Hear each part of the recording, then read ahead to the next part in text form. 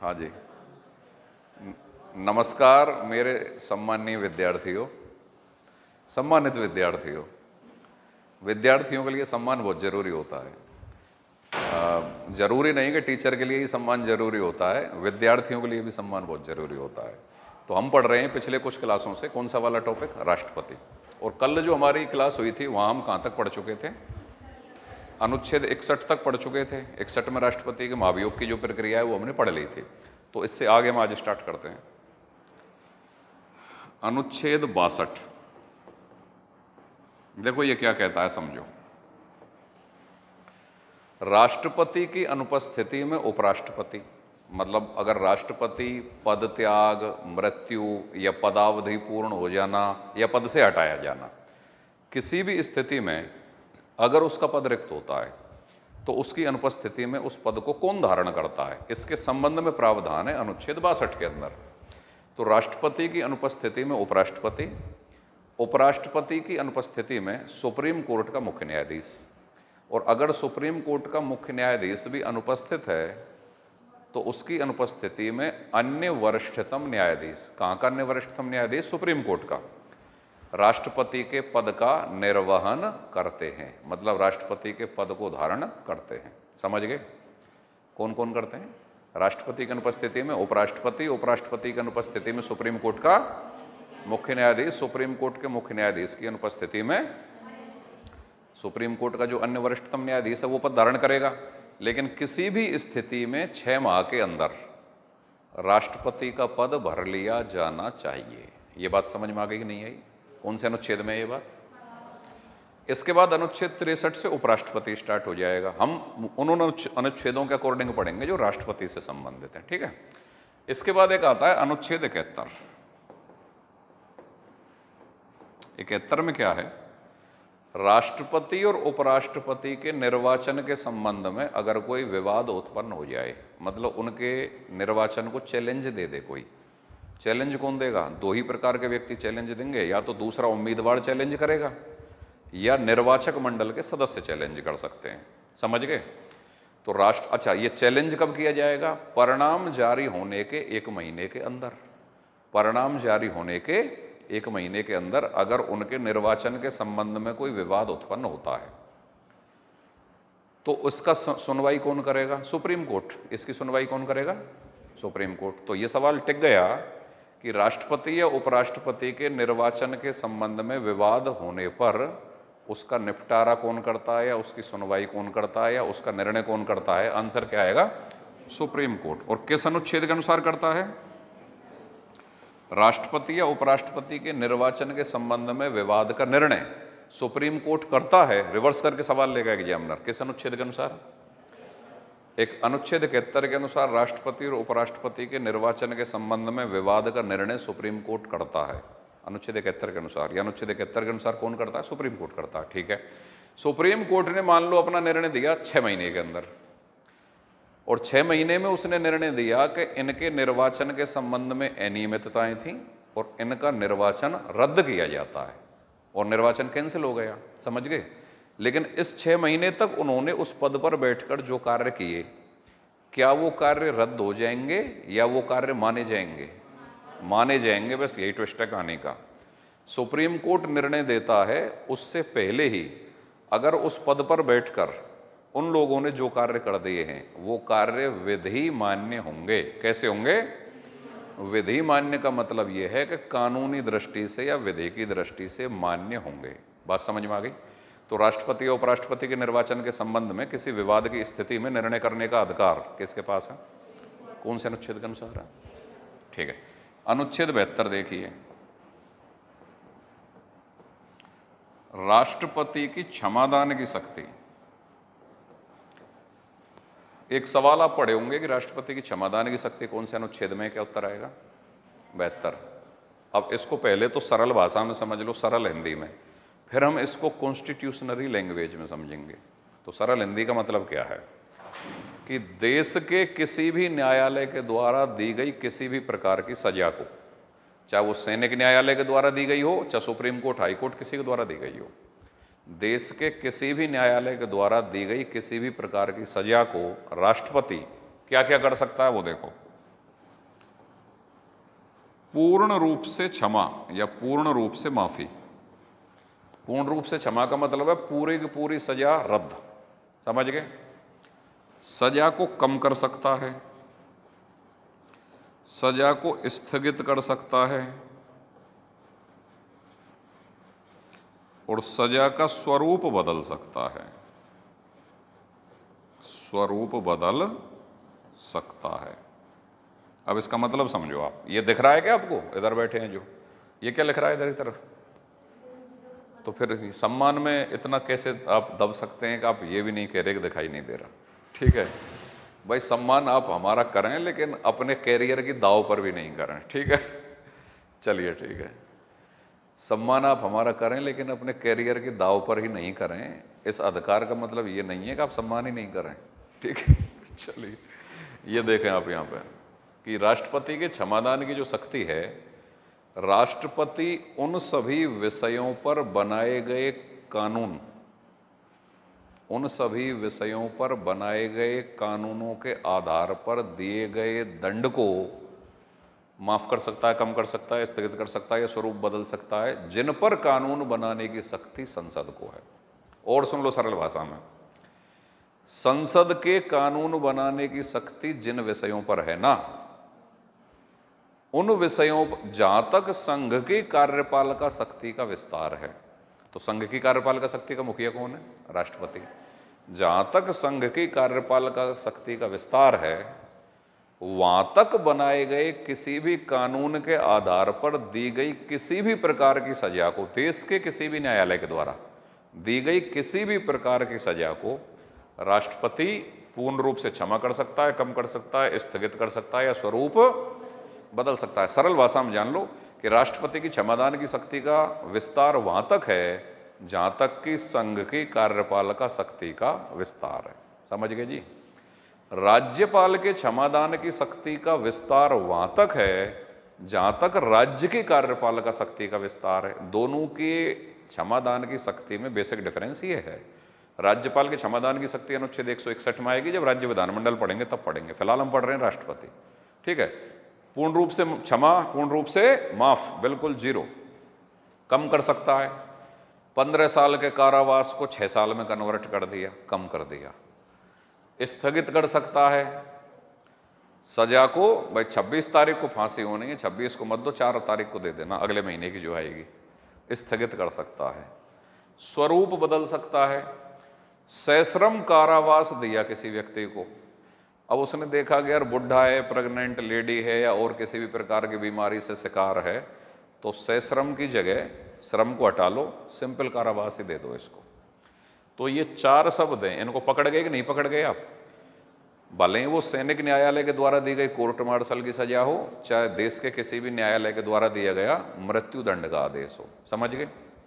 राज्यपाल की क्षमादान की शक्ति में कोर्ट मार्शल और मृत्यु दंड की सजा को क्षमादान नहीं है, बाकी अन्य प्रकार की सजाओं को तो है, क्योंकि कोर्ट मार्शल और मृत्यु दंड की क्षमा या ये दोनों प्रकार के दंड, कोर्ट मार्शल जो कि सैनिक न्यायालय करता है और मृत्यु दंड, ये दोनों राज्य की कार्यपालिका शक्ति के दायरे में नहीं आते, इसलिए राज्यपाल की क्षमादान की शक्ति के अंतर्गत नहीं आते। क्योंकि राज्यपाल के क्षमादान की शक्ति का विस्तार वहां तक है जहां तक राज्य की कार्यपालिका शक्ति का विस्तार है। राष्ट्रपति के क्षमादान की शक्ति का विस्तार वहां तक है जहां तक कि केंद्र की कार्यपालिका शक्ति का विस्तार है। कोर्ट मार्शल की सजा और मृत्यु दंड की सजा राज्य की कार्यपालिका शक्ति के दायरे में नहीं आते, इसलिए इन्हें राज्यपाल माफ नहीं कर सकता है। केंद्र की कार्यपालिका शक्ति के दायरे में आते हैं, इसलिए उन्हें राष्ट्रपति माफ कर सकता है। Concept clear? ठीक है। अब ये जो शब्द मैंने आपको जो सरल हिंदी में समझाए हैं ना, इनके लिए संविधान की किताबों में कुछ टेक्निकल वर्ड दिए गए हैं और उन टेक्निकल वर्ड को पकड़ के भी एग्जामिनर सवाल पूछ सकता है। तो वो देखो, पूर्ण क्षमा तो पूर्ण क्षमा है ही है, इसको तो क्षमा ही लिखा गया है, बेयर एक्ट कॉन्स्टिट्यूशन की किताबों में भी क्षमा ही लिखा गया है, ठीक है। कम करने को लिखा गया है लघुकरण या परिहार। हाँ जी, दिखाई दे रहा है क्या? परिहार दिख गया? चलिए ठीक है। लघुकरण या परिहार, मतलब कहने का मतलब ये है कि एग्जामिनर सवाल बनाएगा कि अनुच्छेद 72 में दी गई राष्ट्रपति की क्षमादान की शक्तियों में क्या शामिल है या क्या शामिल नहीं है। तो एक शब्द आएगा क्षमा, तो क्षमा है या नहीं है? है। लघुकरण या परिहार है या नहीं है? है। लघुकरण या परिहार का मतलब क्या है? लघुकरण कम करना, पर्यायवाची परिहार, ठीक है। स्थगित करने के लिए क्या शब्द दिया गया है? निलंबन या प्रविलंबन। निलंबन या प्रविलंबन राष्ट्रपति की क्षमादान की शक्ति में है या नहीं है? है। और स्वरूप बदल सकता है, ये एक व्यावहारिक शब्दावली है। एक शब्द और दिया गया है उसमें, विराम। विराम का मतलब सजा को रोक सकता है। विराम का मतलब सजा को रोक सकता है। तो अब इन चारों शब्दों को मैं एक बार तुमको दूसरी वाली स्याही से गोले में बंद कर देता हूं, ठीक है? चलो भाई देखिए, इसको ऐसे कर लो। निलंबन या प्रविलंबन राष्ट्रपति की क्षमादान की शक्ति में शामिल है या नहीं है? निलंबन या प्रलंबन का मतलब है कुछ समय के लिए स्थगित कर देना। निलंबन निलंबित, प्रविलंबन कुछ समय के लिए स्थगित कर देना, ठीक है। विराम उसकी क्षमादान की शक्तियों में आता है कि नहीं आता? इन शब्दों को पकड़ना, एग्जामिनर इन शब्दों में सवाल डालेगा। लघुकरण या परिहार आता है कि नहीं आता? और क्षमा आती है कि नहीं आती है? अब एग्जामिनर कैसे सवाल पूछेगा? या तो वो सरल हिंदी के इन शब्दों के आधार पर सवाल पूछेगा, या जो ये टेक्निकल शब्दावली है इनको पकड़ के सवाल पूछेगा। जैसे सिंपल सवाल, राष्ट्रपति के क्षमादान की शक्ति का प्रावधान कौन से अनुच्छेद में है? 72। राष्ट्रपति के क्षमादान की शक्ति के संबंध में निम्नलिखित कथनों पर विचार करें। पहला, राष्ट्रपति के क्षमादान की शक्ति का विस्तार वहां तक है जहां तक कि संघ या केंद्र की कार्यपालिका शक्ति का विस्तार है। ये लाइन सही है गलत है? ठीक है। राष्ट्रपति के क्षमादान की शक्ति में निम्नलिखित में से कौन सा शब्द नहीं आता है? क्षमा, लघुकरण, परिहार, प्रविलंबन, निलंबन, विराम, और कोई एक शब्द डाल देगा। तो इन सारे शब्दों को पकड़ लेना, समझ गए? राष्ट्रपति के क्षमादान की शक्ति में क्या शामिल है या क्या शामिल नहीं है? वह किसी दंड की सजा को पूर्ण रूप से माफ कर सकता है, सही है गलत है? कम कर सकता है, स्थगित कर सकता है, स्वरूप बदल सकता है। फिर कहेगा सही उत्तर का चयन करें। पहला दूसरा, पहला दूसरा तीसरा, दूसरा तीसरा चौथा, पहला दूसरा तीसरा चौथा, सभी। क्या उत्तर करोगे? और मान लो अगर तुम पर कोई उत्तर नहीं आ रहा, तुम सवाल को अटेम्प्ट नहीं कर रहे, तो फिर क्या करोगे? छोड़ दो। पांचवा गोला, ये पॉइंट की बात। अब एक नई बीमारी बोल दी आरपीएससी ने। कहने का मतलब ये है कि 150 के 150 सवाल अगर तुम्हारे पेपर में आ रहे हैं ना, तो 150 गोले काले करने हैं, इसमें तो कोई डाउट है ही नहीं। क्योंकि अब तो ये सुना है कि 10 गोले से ज्यादा अगर खाली छोड़ दे तो पेपर कैंसिल हो जाएगा तुम्हारा। तो कहने का मतलब ये है कि 150 के 150 गोले तो काले करने हैं, चाहे वो सवाल के उत्तर वाले करने हैं, चाहे वो पांचवा वाला करना है। 150 गोलों को काला करने के लिए कम से कम 17-18 मिनट चाहिए। तो आप 20 मिनट पहले ही बचा के रख लेना, आज से ही गांठ बांध लो इस नियम को। ऐसे तमाम स्टूडेंट फेल होते हुए पाए गए कि जिन्होंने पेपर में निशान तो मार लिया, अटेम्प्ट तो कर लिया, लेकिन OMR नहीं भर पाए। ठीक है। तो 150 के 150 गोले भरने हैं, इसमें तो कोई डाउट है ही नहीं। और 150 गोलों को भरने के लिए 20 मिनट चाहिए। तसल्ली से भरेंगे नहीं तो एक ही जगह सी और सी की जगह ये आ जाएगा। तो ध्यान देना। तो ये बात बिल्कुल समझ में आ गई भाई तुम्हारे, ये राष्ट्रपति की क्षमादान की शक्ति है। आगे देखिए,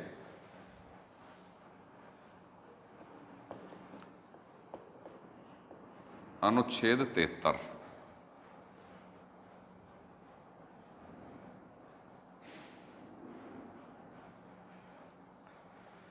संघ की कार्यपालिका शक्ति का विस्तार वहां तक है जहां तक कि संसद की विधि बनाने की शक्ति। कहने का मतलब यह है, संसद की विधि बनाने की शक्ति जहां तक है वहां तक संघ की कार्यपालिका शक्ति का विस्तार है। संघ की कार्यपालिका शक्ति का मुखिया कौन होता है? राष्ट्रपति। संघ की कार्यपालिका शक्ति राष्ट्रपति में निहित है किस अनुच्छेद के अनुसार? 53 करेक्ट आंसर, 53 करेक्ट आंसर। संघ की कार्यपालिका शक्ति राष्ट्रपति में निहित है। अब संघ की कार्यपालिका शक्ति का मुखिया कौन है? राष्ट्रपति। अनुच्छेद 73 कह रहा है संघ की कार्यपालिका शक्ति का विस्तार वहां तक है जहां तक कि संसद की विधि बनाने की शक्ति है। समझ गए?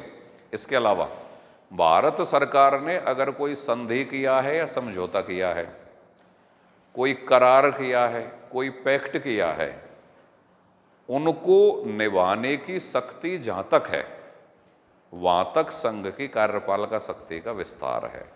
तो ये सारी बातें कौन से अनुच्छेद में दे रखी हैं? कतई चिंता मत करना, मेरे बोलने से अगर आप नोट्स बना रहे हैं तो वैसे बना लो, वरना मैं नोट्स तो लिखाऊंगा ही आपको सारी चीजें। ठीक है? अनुच्छेद 73 कहता है संघ की कार्यपालिका शक्ति का विस्तार वहां तक है जहां तक कि संसद की विधि या कानून बनाने की शक्ति का विस्तार है। क्लियर? एक बात और आएगी, जहां तक भारत सरकार को कोई संधि, करार या समझौते को पालन करने की शक्ति है, वहां तक संघ की कार्यपालिका शक्ति का विस्तार है। ये दो लाइन आपको याद करनी है। कौन से अनुच्छेद में करनी है? 53 में। 73 में अनुच्छेद 74 देखिए।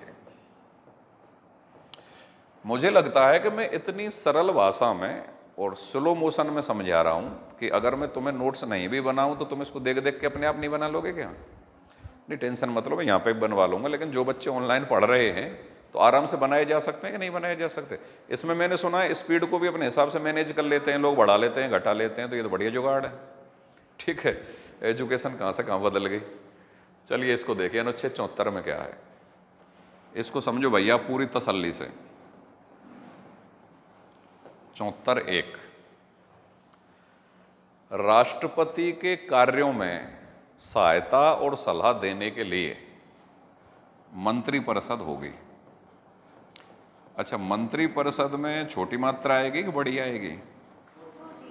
बड़ी नहीं आएगी। मंत्री में तो बड़ी होता है, मंत्री में बड़ी होता है, लेकिन मंत्रिपरिषद में छोटी होता है। ठीक है?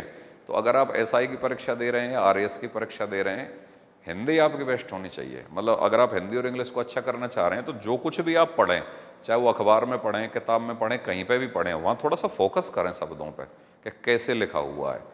ऐसे आप व्यावहारिक तरीके से जब प्रैक्टिस करोगे चीज़ें सुधर जाएंगी। ठीक है? अनुच्छेद 74(1) कहता है राष्ट्रपति के कार्यों में सहायता और सलाह देने के लिए एक मंत्रिपरिषद होगी। उस मंत्रिपरिषद का मुखिया कौन होगा? प्रधानमंत्री। प्रधानमंत्री। अब यहां पर गौर करिए आप, सामान्य बोलचाल में एक शब्द बोला जाता है कि राष्ट्रपति प्रधानमंत्री की सलाह के अनुसार कार्य करता है। ये बोला जाता है कि नहीं बोला जाता? राष्ट्रपति प्रधानमंत्री की सलाह के अनुसार कार्य करता है कि नहीं करता है? करता है। ठीक है, सही है? ये गलत है। राष्ट्रपति प्रधानमंत्री और उसके मंत्रिपरिषद की सलाह के अनुसार कार्य करता है, नॉट ओनली प्राइम मिनिस्टर। अकेले प्रधानमंत्री की सलाह के अनुसार कार्य नहीं करता, प्रधानमंत्री और उसके मंत्रिपरिषद की सलाह के अनुसार। बस कॉन्स्टिट्यूशन में आप यही समझ लीजिए, हर शब्द की एक वैल्यू है और आप छोड़ नहीं सकते किसी को। संसदीय लोकतंत्र सामूहिक उत्तरदायित्व पर आधारित होता है। सामूहिक उत्तरदायित्व का मतलब है प्रधानमंत्री और उसका मंत्रिपरिषद। तुमको मैंने लिखाया है कि संघ की वास्तविक कार्यपालिका शक्ति किसमें निहित है? प्रधानमंत्री और उसके मंत्रिपरिषद में, अकेले प्रधानमंत्री में नहीं। समझ गए? तो राष्ट्रपति 74(1) कहता है कि राष्ट्रपति के कार्यों में सहायता और सलाह देने के लिए एक मंत्रिपरिषद होगी, जिसका मुखिया कौन होगा? प्रधानमंत्री। राष्ट्रपति ऐसी मंत्रिपरिषद की सलाह के अनुसार कार्य करता है, सलाह के अनुसार कार्य करता है। ठीक है? लेकिन राष्ट्रपति मंत्रिपरिषद की सलाह को एक बार पुनर्विचार के लिए भेज सकता है। एक बार किस चीज के लिए भेज सकता है भाई? पुनर्विचार के लिए भेज सकता है। लेकिन अगर वह सलाह पुनर्विचारित होकर वापस आ गई तो फिर राष्ट्रपति अनिवार्य रूप से उस सलाह को मानने के लिए बाध्य है या उस सलाह के अनुसार कार्य करेगा। ये कंसेप्ट क्लियर हो गया? ये तो आपने पढ़ा होगा, एक बार पुनर्विचार के लिए भेज सकता है, लेकिन अगर पुनर्विचारित होकर वह सलाह वापस राष्ट्रपति के पास आ जाती है तो फिर राष्ट्रपति उस सलाह के अनुसार कार्य करने के लिए बाध्य है। बाध्य का मतलब क्या? जरूर करेगा। ये बात समझ में आ गई भाई? चलिए ठीक है।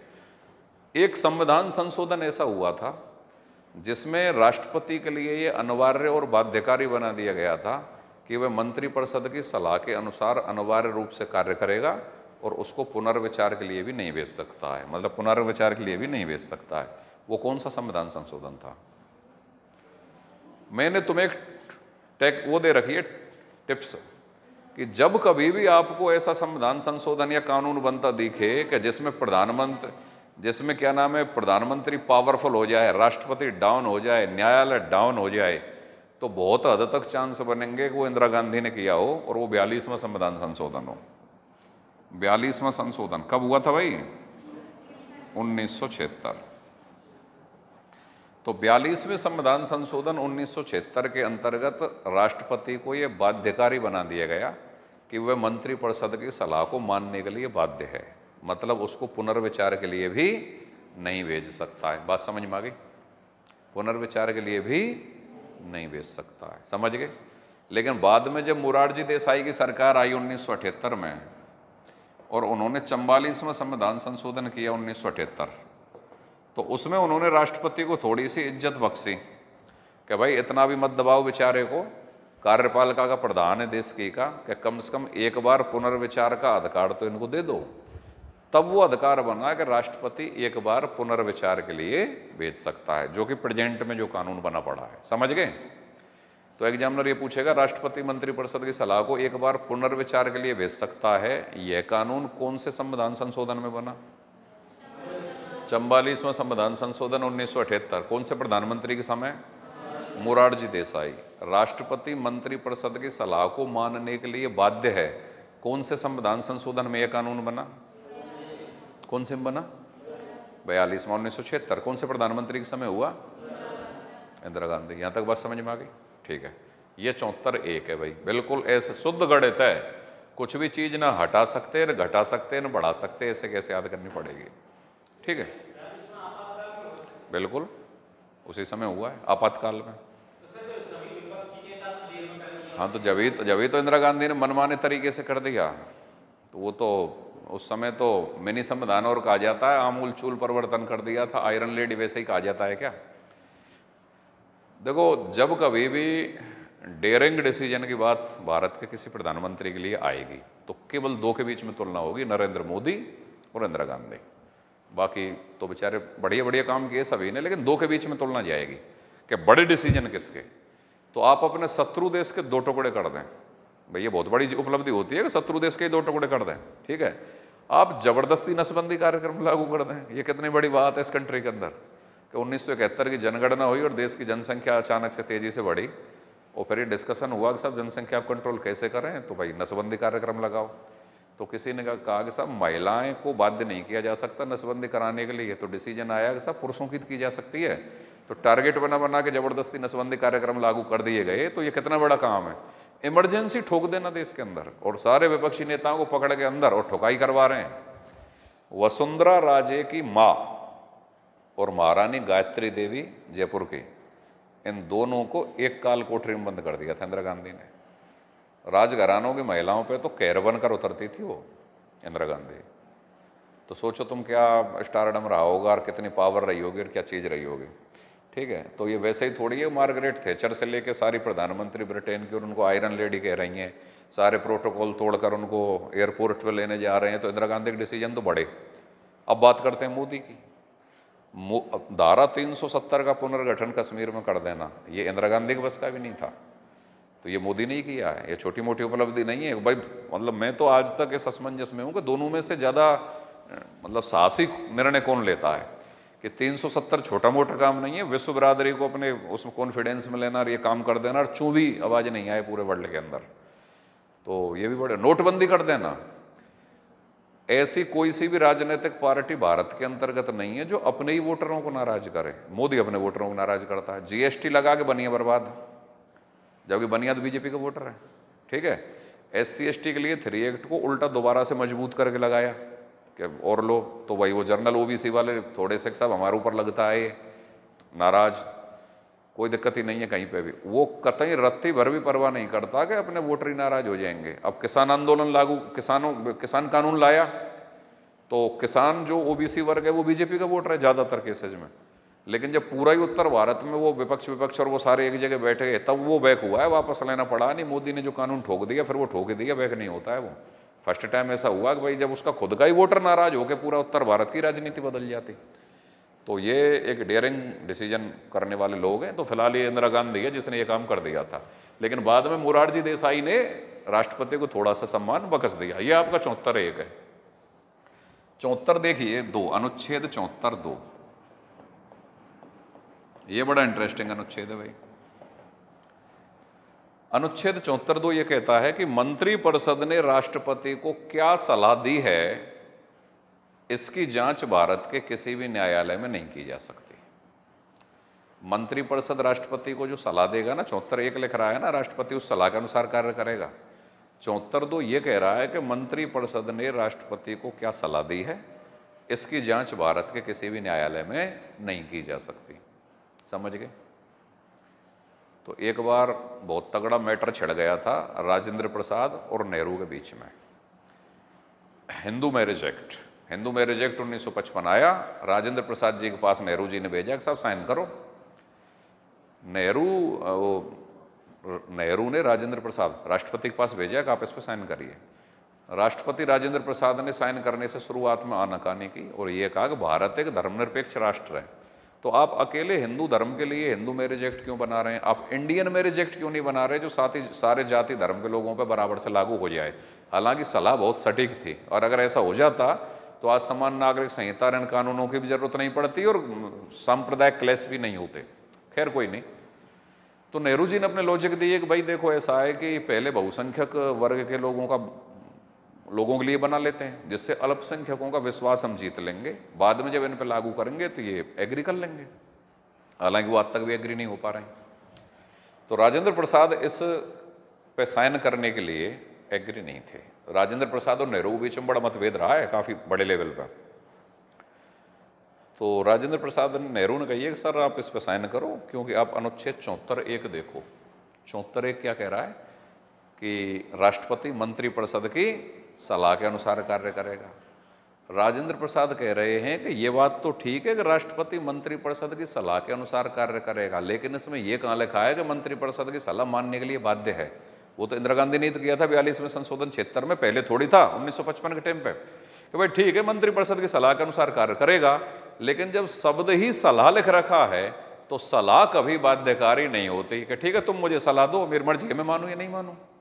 भाई सलाही शब्द का तो प्रयोग है, क्या सलाह बाध्यकारी हो सकती है क्या? सलाह तो ये है कि भाई हम आपको सलाह दे रहे हैं, आप देख लो साहब इसके अनुसार, मैं नहीं मानूं साहब। तो दोनों में फंस गई बात। तो फिर राजेंद्र प्रसाद ने कहा कि आप ऐसा करो, पहले अनुच्छेद 53 देखो। वो राजेंद्र प्रसाद 53 को लेकर बैठ गए कि संघ की कार्यपालिका शक्ति किसमें निहित है, राष्ट्रपति में। नेहरू 74(1) को लेकर बैठ गए कि 74(1) ये कह रहा है कि भाई साहब राष्ट्रपति प्रधानमंत्री और उसकी मंत्रिपरिषद की सलाह के अनुसार कार्य करेगा। राजेंद्र प्रसाद कह रहे हैं कि सलाह ठीक है, लेकिन सलाह शब्द में ही ये निहित है कि मानी भी जा सकती है, नहीं भी मानी जा सकती है। भाई सलाह दे लो, मेरी मर्जी है, मैं मानूं या नहीं मानूं। फिर राजेंद्र प्रसाद ने अनुच्छेद 74(2) का हवाला और टिका दिया कि 74(2) क्या कह रहा है कि मंत्रिपरिषद राष्ट्रपति को क्या सलाह दे रही है, इसकी जांच भारत के किसी भी न्यायालय में नहीं की जा सकती।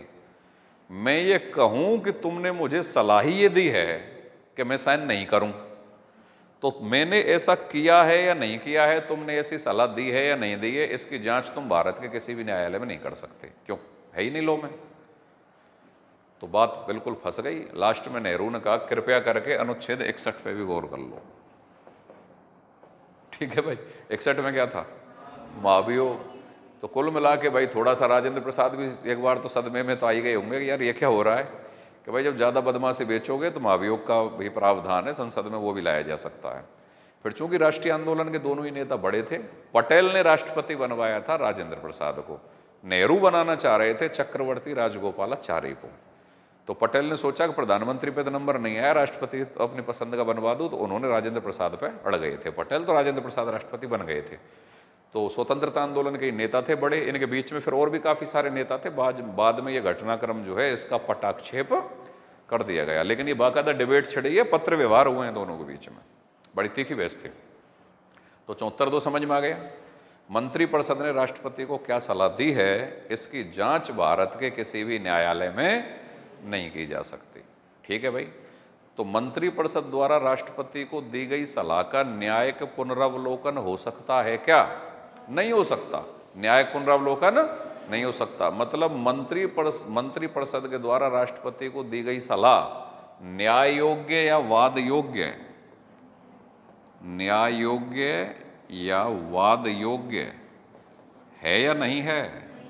नहीं है। न्याय योग्य या वाद योग्य का मतलब यह है कि न्यायालय में उस पर बहस हो, सुनवाई हो और उस विषय में न्यायालय निर्णय करे। तो न्यायालय उस पर सुनवाई नहीं करेगा, कोई निर्णय नहीं करेगा, न्यायिक पुनरावलोकन नहीं करेगा। यहां तक क्लियर? 74 तक ठीक है। आगे देखिए अनुच्छेद 75, इसको ढंग से देखना, बहुत लंबा चौड़ा है। 75(1) अब समझो भाई पूरी तसल्ली से, ढंग से, पूरे दिमाग से। 75(1) कहता है कि राष्ट्रपति लोकसभा में बहुमत प्राप्त दल के नेता को प्रधानमंत्री नियुक्त करेगा।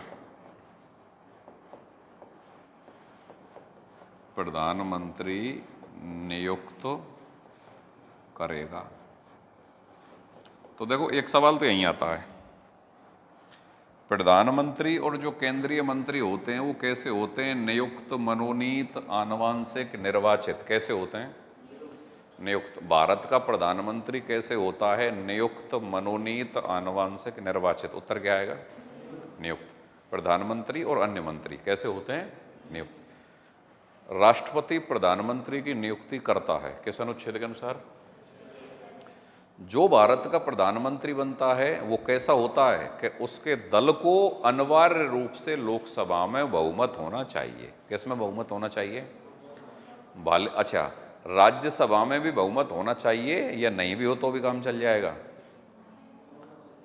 ना? लोकसभा में अनिवार्य रूप से बहुमत होना चाहिए, राज्यसभा में बहुमत हो या ना हो। यह बात कंसेप्ट क्लियर हो गया? देश का प्रधानमंत्री वही व्यक्ति बनेगा जिसके दल को लोकसभा में अनिवार्य रूप से बहुमत हो, भले ही राज्यसभा में बहुमत हो या मत हो। मोदी पहले राउंड पे जब प्रधानमंत्री बने थे तो बीजेपी का लोकसभा में बहुमत आया था, राज्यसभा में उस समय बहुमत नहीं था। समझ गए? तो देश का प्रधानमंत्री बनने के लिए अनिवार्य रूप से बहुमत कहाँ होना चाहिए? लोकसभा में। कहने का मतलब यह है कि लोकसभा में बहुमत हुए बिना कोई व्यक्ति देश का प्रधानमंत्री नहीं बन सकता। यहां तक बात क्लियर? दोबारा सुनो, राष्ट्रपति लोकसभा में बहुमत प्राप्त दल के नेता को देश का प्रधानमंत्री नियुक्त करेगा। अब तुम कल्पना करो कि लोकसभा के चुनाव हुए, किसी भी दल को बहुमत नहीं आया, तो फिर क्या होगा? अगर किसी दल को बहुमत नहीं आता है तो वह दल कुछ दलों के साथ मिलकर गठबंधन कर लेता है और सरकार बनाने का दावा करता है। तो यहां पर गौर करिए, यद्यपि लोकसभा में बहुमत दल का नेता प्रधानमंत्री बनता है, लेकिन लोकसभा में बहुमत शब्दावली का प्रयोग भारतीय संविधान में नहीं है। यह एक स्वस्थ परंपरा का विषय है। संसदीय लोकतंत्र होने के नाते लोकसभा में बहुमत प्राप्त दल के नेता को राष्ट्रपति प्रधानमंत्री बनाने के लिए बाध्य है, क्योंकि यह संसदीय लोकतंत्र की विशेषता है। खोपड़ी से ऊपर गया, मुझे ऐसा लगता है। गया तो नीचे लाओ खोपड़ी से उसको। सरल भाषा में जान लो। मेरी भी कई बार मजबूरी है। मजबूरी क्या है? बुरी आदत है कि इतना ज़्यादा डेप्थ में घुसने की जरूरत क्या है। बच्चे मासूम बैठे हैं, सरल सरल चीज़ पढ़ा कि भाई पेपर पास है जा, ठीक है। तो सरल सरल बात यह है, लोकसभा में बहुमत प्राप्त दल के नेता को राष्ट्रपति प्रधानमंत्री के रूप में नियुक्त करता है। लेकिन बाई चांस कोई टफ किस्म का एग्जामिनर ये सवाल डाल दे कि लोकसभा में बहुमत शब्दावली, प्रधानमंत्री नियुक्त होने के लिए लोकसभा में बहुमत शब्दावली संविधान में है या नहीं है, तो उत्तर क्या आएगा? नहीं है। हालांकि पढ़ा में इसको 75(1) के अकॉर्डिंग रहे हैं, लेकिन ये भावार्थ के रूप में आ रही है। लोकसभा में बहुमत शब्दावली संविधान में नहीं है, लेकिन भारत में संसदात्मक शासन व्यवस्था अपनाई गई है और संसदात्मक शासन व्यवस्था की ये विशेषता है कि संसद के निम्न सदन या निचले सदन या लोकप्रिय सदन में बहुमत प्राप्त दल का नेता बनाने के लिए राष्ट्राध्यक्ष बाध्य है। राष्ट्राध्यक्ष कौन है? राष्ट्रपति। अमेरिका वहाँ कौन है? सम्राट ब्रिटेन में। उसको प्रधानमंत्री नियुक्त करने के लिए बाध्य है। लोकसभा में बहुमत प्राप्त दल के नेता को, और सरल लो, तुम ज़्यादा टेंशन मत आओ, ठीक है। लोकसभा में बहुमत प्राप्त दल के नेता को राष्ट्रपति प्रधानमंत्री के रूप में नियुक्त करता है। बात समझ में आ गई। एक छोटी सी बात और पकड़ लो कि लोकसभा में बहुमत शब्दावली संविधान में नहीं है। पढ़, हालांकि हम इसको 75 में रहे हैं, लेकिन ये संसदीय शासन व्यवस्था के लक्षण के कारण है, ऐसा बनाया जाता है, लेकिन संविधान में लिखा हुआ नहीं है, लेकिन बनाया जाता है। भारत में संसदात्मक शासन व्यवस्था है या नहीं है? है। तो लोकसभा में बहुमत प्राप्त दल के नेता को राष्ट्रपति प्रधानमंत्री बनाने के लिए बाध्य है या नहीं है? है। अगर लोकसभा में किसी एक दल का बहुमत नहीं आए तो फिर कुछ दल मिलकर गठबंधन बना लेते हैं। तो लोकसभा में बहुमत प्राप्त दल या बहुमत प्राप्त गठबंधन के नेता को राष्ट्रपति प्रधानमंत्री नियुक्त करने के लिए बाध्य है, मतलब प्रधानमंत्री नियुक्त करेगा। ये बात समझ में आ गई? चलो ठीक है। एक चीज और सुन लो, अगर किसी दल का लोकसभा में बहुमत आ गया, जब तो राष्ट्रपति बाध्य है उसके नेता को प्रधानमंत्री बना नियुक्त करने के लिए, ठीक है। लेकिन अगर किसी दल का बहुमत नहीं आया, तब ऐसी स्थिति में ये स्वस्थ परंपरा का विषय है कि जिस दल की सबसे ज्यादा सीट आई हैं उसके नेता को सरकार बनाने के लिए आमंत्रित करेगा। फिर वो अपना गठबंधन करे, समर्थन और लोगों से जुटाए और सरकार अगर बना ले तो भाई वो प्रधानमंत्री नियुक्त हो जाएगा। आ जाओ साहब, एक मिनट। अगर एक चीज और सुन लो, अगर किसी दल को स्पष्ट बहुमत नहीं आए तो फिर राष्ट्रपति सबसे बड़े दल को के नेता को सरकार बनाने के लिए बुलाने के लिए बाध्य नहीं है। ये केवल स्वस्थ परंपरा का विषय है कि वो उसको बुला लेगा जिसकी सीट सबसे ज्यादा आई है, लेकिन अनिवार्य रूप से उसी को बुलाए इसके लिए वो बाध्य नहीं है। कौन सी स्थिति बाध्य नहीं है? जब स्पष्ट बहुमत किसी भी दल का नहीं आ रहा है। दोबारा समझ लो सरल भाषा में, लोकसभा में बहुमत प्राप्त दल के नेता को राष्ट्रपति प्रधानमंत्री के रूप में नियुक्त करता है, और अगर किसी दल को बहुमत नहीं आए तो लोकसभा में बहुमत प्राप्त दल को, अगर एक को बहुमत नहीं आए तो बहुमत प्राप्त गठबंधन के नेता को प्रधानमंत्री नियुक्त करने के लिए बाध्य है। अब यहां पे गौर करो, क्या ऐसा हो सकता है कि लोकसभा में बहुमत प्राप्त दल या बहुमत प्राप्त गठबंधन अपना नेता लोकसभा से चुने या राज्यसभा से? दोनों में से कहीं से भी चुन सकता है क्या? हाँ, इसका मतलब ये नहीं है कि प्रधानमंत्री अनिवार्य रूप से लोकसभा से ही बनेगा। प्रधानमंत्री लोकसभा में बहुमत प्राप्त दल या बहुमत प्राप्त गठबंधन का नेता होगा, लेकिन यह जरूरी नहीं है कि वो बहुमत प्राप्त दल या बहुमत प्राप्त गठबंधन अपना नेता लोकसभा से ही चुने। वो लोकसभा से भी चुन सकता है, राज्यसभा से भी चुन सकता है। जैसे यूपीए गठबंधन को बहुमत आया था 2004 में और 2009 में भी आया था। उन्होंने अपना नेता मनमोहन सिंह को चुना, जो कहां से थे? राज्यसभा से। लेकिन उसी दल या उसी गठबंधन का नेता प्रधानमंत्री नियुक्त होगा जिसको बहुमत लोकसभा में हो, भले ही फिर वे बहुमत प्राप्त दल या बहुमत प्राप्त गठबंधन अपना नेता लोकसभा से चुने चाहे राज्यसभा से। अब ये बात पकड़ में आ रही है कि नहीं आ रही? इनके नहीं आ रही शायद, है ना। सरल भाषा में जान लो, देश का प्रधानमंत्री वही होगा जिसके दल को या जिसके गठबंधन को लोकसभा में बहुमत हो। लोकसभा में जिस दल का या जिस गठबंधन का बहुमत होगा वह अपना नेता चुनता है प्रधानमंत्री बनवाने के लिए। अब वो दल या गठबंधन चाहे अपना नेता लोकसभा में से चुन ले, चाहे अपना नेता राज्यसभा में से चुन ले, लेकिन बहुमत अनिवार्य रूप से कहाँ होना चाहिए? लोकसभा में। फिर उसके पास अधिकार है कि वो अपना एक नेता राष्ट्रपति के सामने प्रेजेंट कर देगा, साहब इसको आप प्रधानमंत्री बना दो। लोकसभा में से भी अपना नेता चुन सकता है, चाहे राज्यसभा में से भी चुन सकता है। समझ में आ गई कि नहीं आ गई? कांग्रेस जनित जो गठबंधन है यूपीए, उसका बहुमत आया 2004 में, लेकिन उसने अपना प्रधानमंत्री बनवाने के लिए नेता चुना मनमोहन सिंह को, जबकि मनमोहन सिंह कहाँ के सांसद थे? राज्यसभा के। कहने का मतलब यह है कि बिना लोकसभा में बहुमत पाए कोई व्यक्ति देश का प्रधानमंत्री नहीं बन सकता। लोकसभा में बहुमत होना अनिवार्य है। यहां तक बात पकड़ में आ गई? अब आगे समझो। इसके बाद अन्य मंत्रियों की नियुक्ति राष्ट्रपति प्रधानमंत्री के परामर्श पर करता है। अब एग्जामिनर यहां पे सवाल टिकाएगा, केंद्रीय मंत्री की नियुक्ति कौन करता है? पहला ऑप्शन प्रधानमंत्री, दूसरा ऑप्शन राष्ट्रपति, तीसरा ऑप्शन लोकसभा अध्यक्ष। कौन करता है?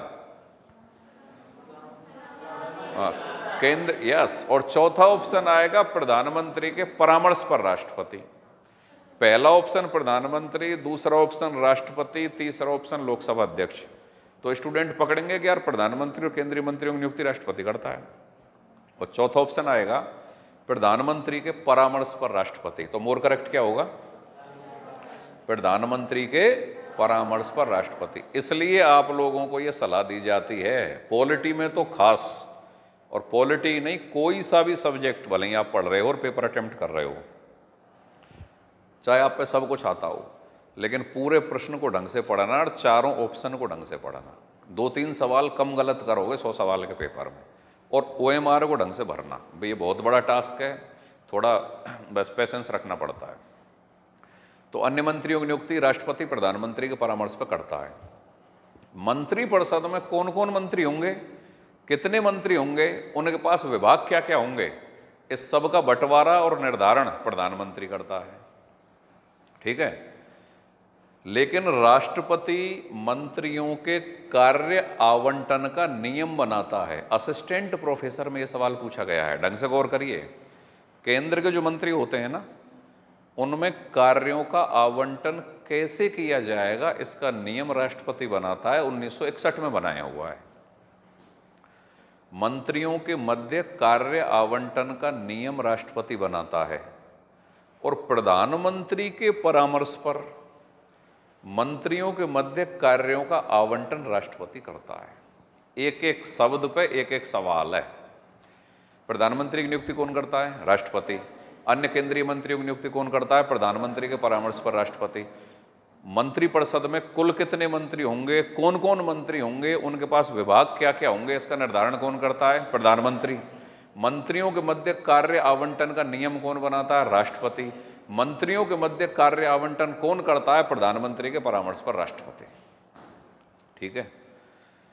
मंत्रिपरिषद की सदस्य संख्या का आकार निर्धारित किया गया 91वें संशोधन 2003 के द्वारा। ठीक है, यह क्या था कि किसी मंत्रिपरिषद की अधिकतम सदस्य संख्या लोकसभा के 15% से अधिक नहीं होगी। केंद्र में, केंद्र की मंत्रिपरिषद में मंत्रियों की अधिकतम संख्या लोकसभा के 15% से अधिक नहीं होगी। राज्य में विधानसभा के 15% से अधिक नहीं होगी। तो अगर कोई एग्जामिनर आपसे सवाल पूछ ले कि राजस्थान में मंत्रिपरिषद में अधिकतम मंत्रियों की संख्या कितनी हो सकती है, क्या उत्तर होगा? राजस्थान में कितनी हो सकती है? राजस्थान विधानसभा में 200 सदस्य, उसकी 15% से अधिक नहीं होगी, तो 15 दूनी 30। ये सवाल कई बार परीक्षा में पूछा गया है। ठीक है भाई, ये आपका सिर्फ 75 है। अभी तो 75 2, 3, 4, 5 और 6 और आएंगे। किसमें? 15% में है, लेकिन दोनों के अनुच्छेद अलग अलग हैं। जब राज्य विधानमंडल आएगा तो राज्य विधानसभा जो है, या राज्य जो विधानमंडल है, वहाँ पे मंत्रिपरिषद जो बनेगी राज्य की, उसमें कितने % 15 से ज़्यादा नहीं हो सकते हैं विधानसभा के, इसका अनुच्छेद अलग है जब राज्य विधानमंडल आएगा। ये केंद्र का है। ठीक है जी। पर फिलहाल इतना है कि केंद्र में व राज्य में मंत्रिपरिषद की अधिकतम सदस्य संख्या का आकार निर्धारित कौन से संविधान संशोधन के द्वारा किया गया? ठीक है, तो भाई आज सिर्फ इतना। कल जो अगली क्लास होगी, पहले तो मैं यहाँ तक का पूरा आपको नोट्स बनवा दूंगा, फिर उसके बाद आगे पढ़ाएंगे, नोट्स बनवाएंगे, ये सिलसिला जारी रहेगा। तो पॉलिटी आपको खूब समझ में आ रहा होगा बढ़िया तरीके से। तो भाई बेस्ट कंटेंट और कंसेप्ट लेने के लिए इंडियाज बेस्ट स्टडी मटेरियल से, तो कौन सा यूट्यूब चैनल कौन सा है अपना? पॉलिटी विद डी पाराशर, उसको सब्सक्राइब करें और Pant institute Alwar app download करें। कई बार हम अपने यूट्यूब चैनल को ही भूल जाते हैं। ठीक है, चलो भाई अब आप पढ़ो साइकोलॉजी।